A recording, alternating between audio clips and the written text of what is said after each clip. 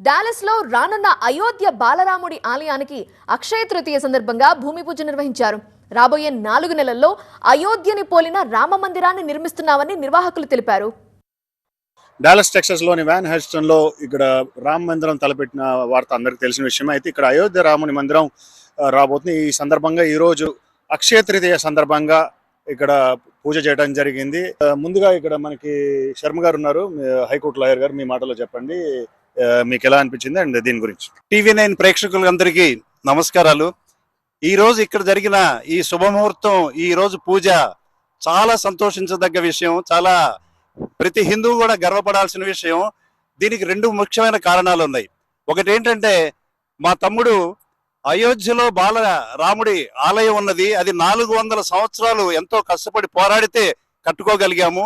4 సంవత్సరాల్లోనే నేను ప్రపంచంలో 2వ బాలరాముడి ఆలయం కట్టాలని ఒక సంకల్పం తీసుకుని, మీరందరూ మా తమ్ముడిని ఆశీర్వదించి అతి త్వరగా ఈ ఆలయ నిర్మాణాన్ని చేయండి. నా వంతు తప్పకుండా నేను ఏమేం చేయగలుగుతానో అడగకుండానే నా తమ్ముడికి నేను చేస్తాను. మనతో పాటు డాక్టర్ ప్రకాష్ రావు గారు ఉన్నారు.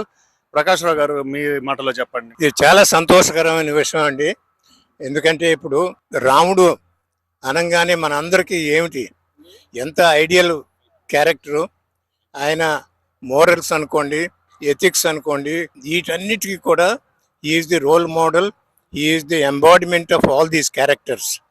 ఒక్క ఇండియాకే పరిమితం కాకుండా అమెరికా దేశంలో కూడా అటువంటి రాముడిని తీసుకొచ్చి ఇటువంటి వాల్యూస్ని మనం ప్రమోట్ చేసి స్ప్రెడ్ చేయాలన్న ఉద్దేశంతో ఈ టెంపుల్ కట్టిస్తున్నారు. అయితే మనతో పాటు మూర్తి గారు ఉన్నారు. మూర్తి గారు, ఇప్పుడు ఈ యొక్క టెంపుల్ని ఏదైతే తలపెట్టారో మీ మాటలో చెప్పండి, మీకు ఎలా అనిపిస్తుంది? రాముడు అంటే ఎవరు కాదు, మనము ఇన్ని యుగాల నుండి ఎలా నడవాలి భూమి మీద అంటే సత్యధర్మానుష్ఠాలుగా ఎలా నడవాలని నేర్పిన గురువు, మొట్టమొదటి గురువు అంటే రాముడు సీతని ఇలాగే నడుచుకొని ఉండాలి అని నేర్పిన వాళ్ళు. కాబట్టి ఆ అయోధ్య రామాలయము మనము 500 సంవత్సరాల దగ్గర నుండి మన పూర్వీకులు పోరాడి లాస్ట్ ఇయరే తెచ్చుకున్నాము.